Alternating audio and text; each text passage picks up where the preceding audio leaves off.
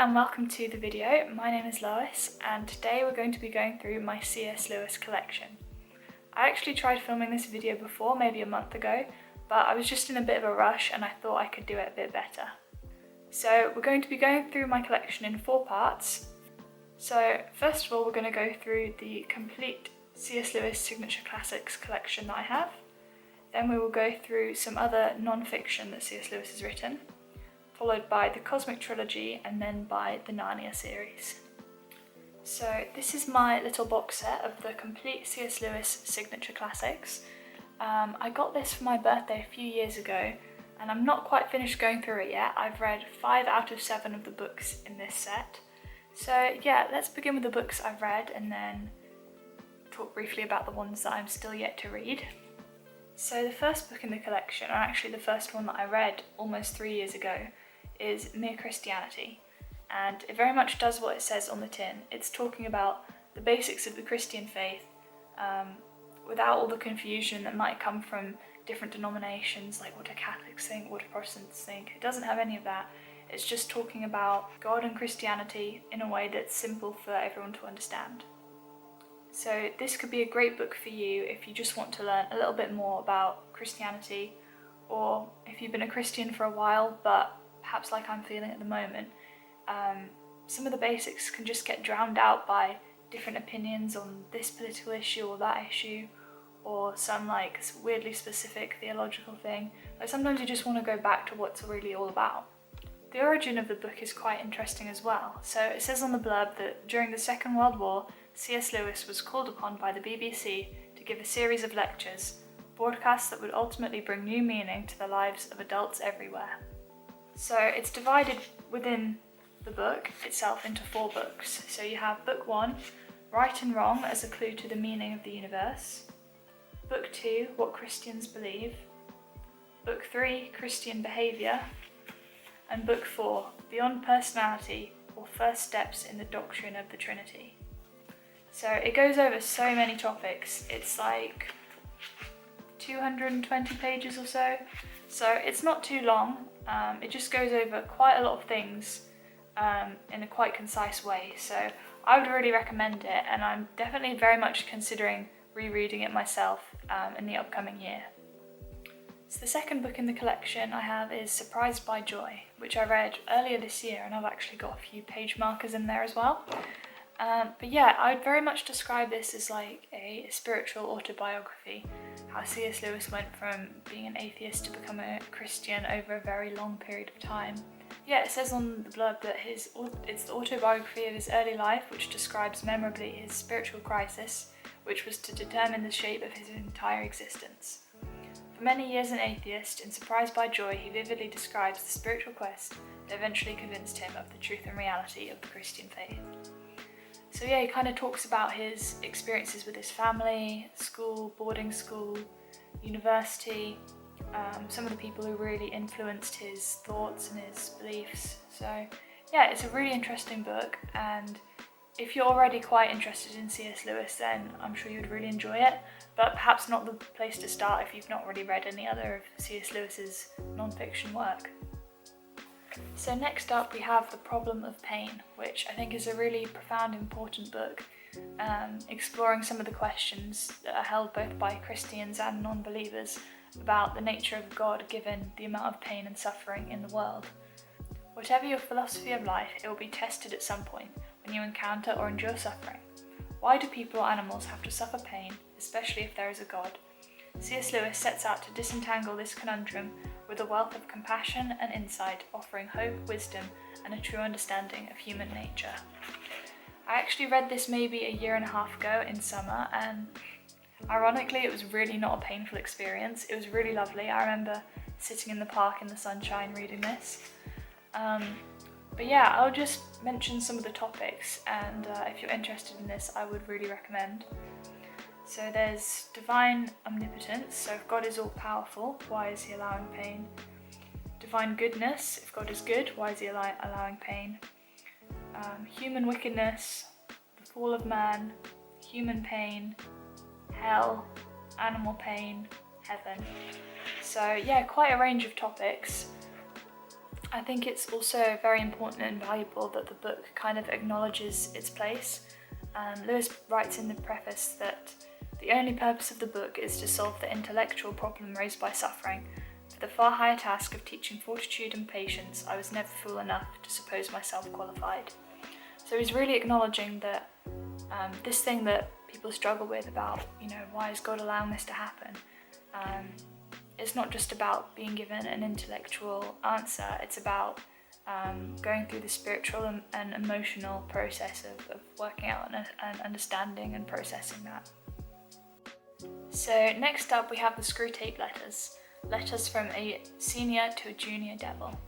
So the idea is that Screwtape is a more experienced, maybe older, I'm not sure if demons have age, but more experienced demon or devil who's trying to advise a younger, new to the job demon or devil how to sabotage and gain control of a person who has become a Christian.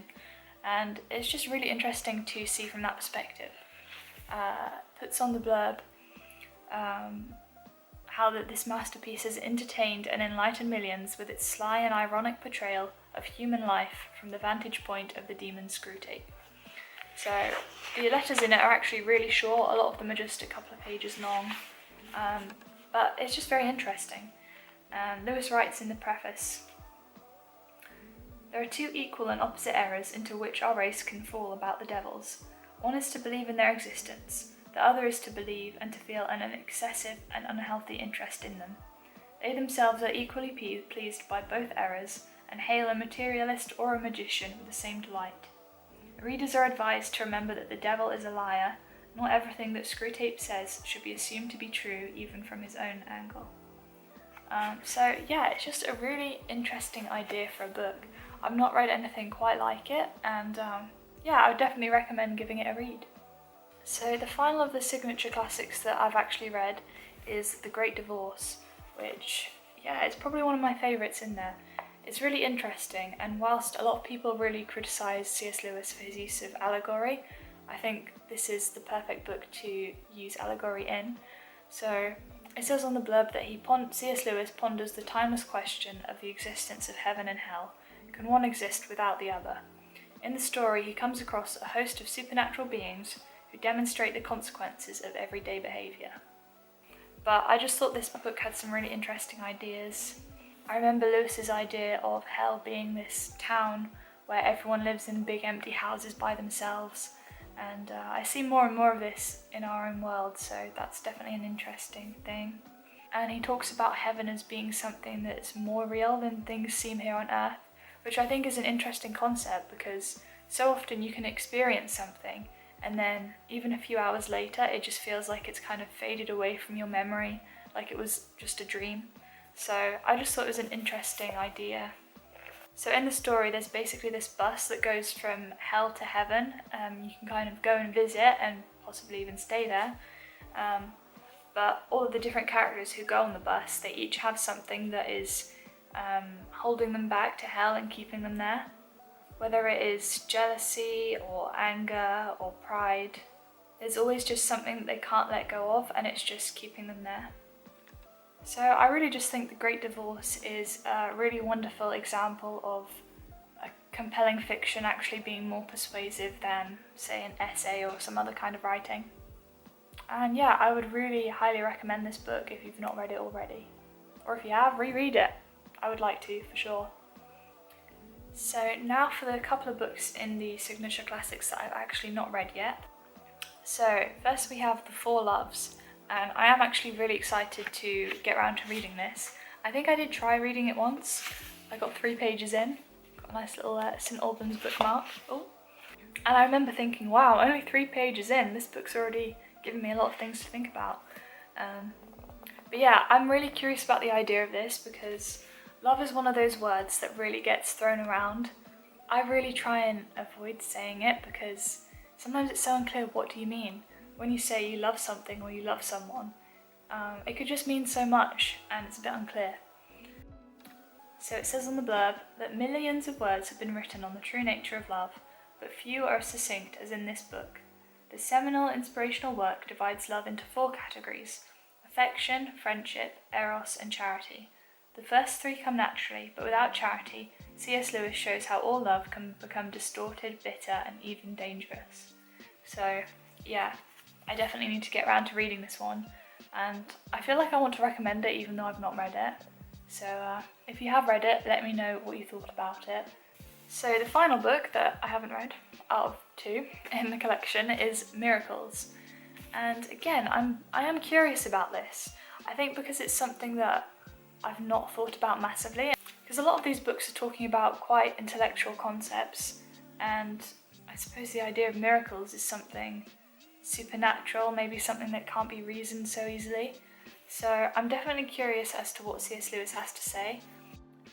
Like, for example, I've always found the ideas about prayer and healing quite confusing. Like, oh, if someone doesn't get healed after prayer, is it because they didn't have enough faith, or was that not God's will for them to be healed? Like, I just kind of tend to avoid thinking about it because it just confuses me. So hopefully when I read this book, Lewis might shed some light about what exactly is a miracle. So some of the topics in this book are the naturalist and the supernaturalist, nature and supernature, answers to misgivings, a chapter of red herrings, miracles and the law of nature, Christianity and religion, the propriety of miracles, on probability, the grand miracle. So yeah, I think it would definitely be interesting. It's a bit longer than some of the other ones, which is a little bit off-putting, but I'm sure I'll get around to reading it at some point. And again, if you've read Miracles, let me know what you thought about it. And yeah. So yes, that is the complete C.S. Lewis signature classics. Let me know which ones you've read and if you have a favourite. I think my favourites might be torn between Mere Christianity, just because I like things that are like concise and kind of like a summary and unifying within Christianity, and also The Great Divorce, because again I think it's touching on some interesting topics and I just like how it's very persuasive fiction. So, the next part of this video I'm going to be talking about other works of non-fiction by C.S. Lewis, so let's get started. First we have How to Be a Christian, which I have in this very lovely shiny hardback edition, and yeah, I feel like this could almost be like a sequel to Mere Christianity. Like, if you've read that and you've decided, I believe this, I would like to become a Christian, you then get into some other topics that maybe you don't think about at first, but soon become very apparent that they are important and discussed quite a lot. So on the contents we have on working out your salvation, on being concerned about more than the salvation of souls, on the dangers of pointed out faults in others, on living today while expecting the second coming tomorrow, on forgiveness as a necessary practice, on doubts and the gift of faith, on what it means to be part of the body of Christ. So yeah, just some really nice topics, and it doesn't look too intense of a read either. So yeah, I feel like going through some of the books on this video has really inspired me, hopefully, to pick up some of these books that I've been putting off reading. So the next book that I've actually talked about in a few of my videos recently is A Grief Observed, and I guess in some ways this is kind of the other side to the book The Problem of Pain. So that book really addresses all these intellectual arguments, whereas this is very much Lewis's personal account of his own suffering and grief and wrestling with God through that. I just really love how raw and honest it was, how he said things that maybe Christians don't feel like they're allowed or able to say, and I think that makes it very accessible both for believers and non-believers alike when trying to cope with grief. So next we have The Discarded Image, which I also got quite recently. So it's very much about the medieval cosmology and worldview. It says in my copy of Mere Christianity that Lewis was unanimously elected to the chair of Medieval and Renaissance English at Cambridge University, which he held into his retirement. So it shows that he's really a very solid person to hear speaking on these kind of topics. So yes, in the book it describes the image discarded by later years as the medieval synthesis itself, the whole organisation of the medieval theology, science and history into a single complex, harmonious mental model of the universe. So it's C.S. Lewis's last book, which has been hailed as the final memorial to the work of a great scholar and teacher and a wise and noble mind. So yeah, I'm not sure when I'm going to get around to reading this one, because I think it is more niche and maybe a little bit less accessible than some of the other books here, but I still think it's going to be a really valuable read. And I've mentioned before that I really enjoy the Symbolic World podcast by Jonathan Peugeot, and this book is on his reading list, so I think it will give me some useful insight into some of the symbolic world ways of thinking as well. So the final book in this part of the video is A Year with C.S Lewis, which is 365 daily readings from his classic works. So I'm going to start reading this in the new year. I think this has readings from probably all of the signature classics. I'm not sure if from any other books. I think just reading a short passage every day, maybe this much, maybe that much, and just letting it sink in and thinking about it day to day could be really useful. I feel like it's so easy to forget something you've read, and there are multiple books like in the signature classics that I've read even within the last couple of years, and I've already forgotten quite a lot of the content. So I just think having short passages to jog your memory will be really useful and hopefully a spiritually enjoyable and helpful thing to do and to have. So next up we have the Cosmic Trilogy or the Space Trilogy. Now I talked about these a little bit in my previous video in my book haul. Yeah, these books have really gone in the spotlight in the past few years. So they're talked about a lot on the Symbolic World podcast. I've seen, if anyone watches the Pints with Aquinas channel, they've been spoken about on there. Jared Henderson, another YouTuber who I really enjoy, he speaks about them too, so I'm really excited to get around to reading these. That Hideous Strength is being particularly talked about at the moment, I think because of the themes around technology and transhumanism, and I'm very much interested in these kind of themes. Like, I am quite suspicious of technology. And my dissertation I actually wrote at university was kind of talking about Christianity and technology as well. As I've said before, sometimes Lewis's fictionalisation of present topics can be quite persuasive. So I'm really looking forward to reading it, and I hope I will get around to that in the not so distant future. So yeah, if you've read the Cosmic Trilogy, let me know if you enjoyed it and any comments that you have about them.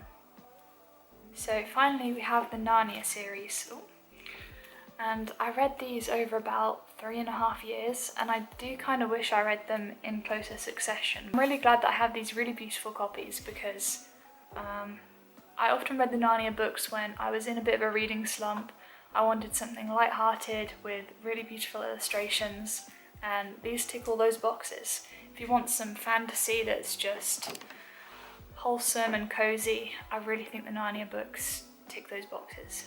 First of all, we have The Magician's Nephew, and this has always been one of my favourites. I think I just love beginnings and creation stories, and I just thought it was really cool how the main characters, Polly and Diggory, were going through these kind of portals into the different worlds. And I've always really vividly remembered, I think, is it the first world that they went into? There's the world where they basically come across the woman who is in fact the witch, and I just love the illustrations of this kind of very red apocalyptic world. I just found it really vivid, and it always just stayed in my memory. And again, when Narnia is being sung into existence, I just thought that was really beautiful, and yeah.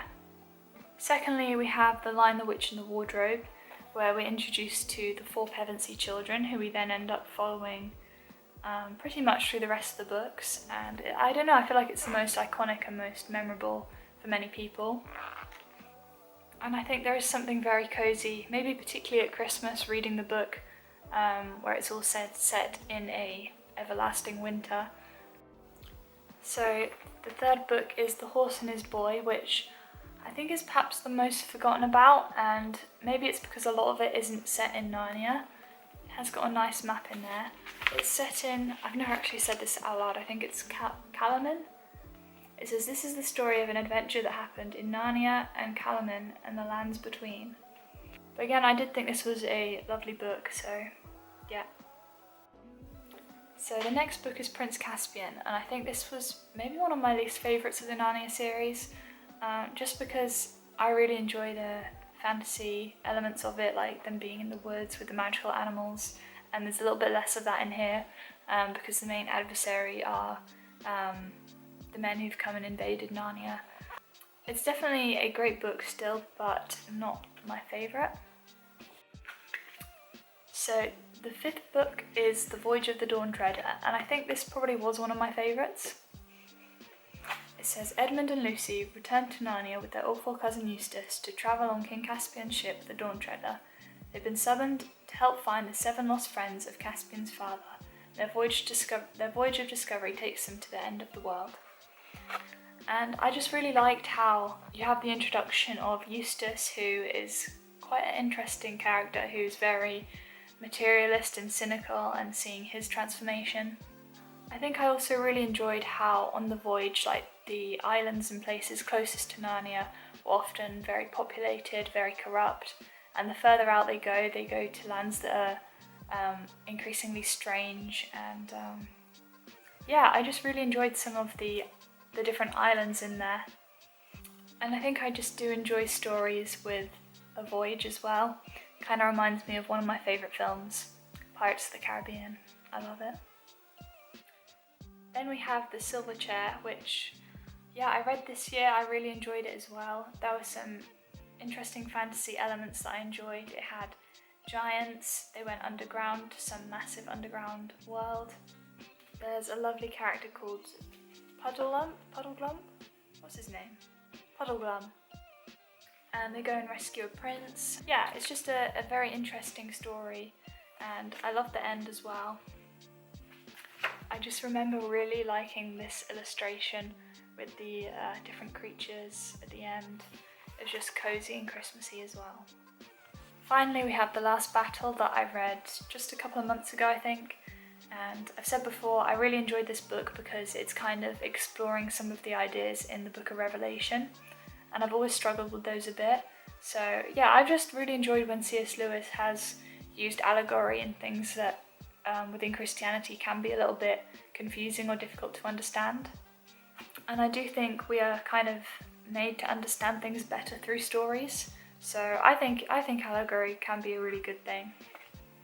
So that is the video. I hope you enjoyed seeing my collection. If there are any books that aren't in my collection that you think I really need to get, please let me know in the comments. Let me know if you had any particular favourites that stood out to you, or any that I really need to read ASAP. But yeah, I hope you enjoyed the video. I've enjoyed going through the books and reminding myself of how enjoyable and exciting they are. And yeah, I'll see you in the next one. Bye!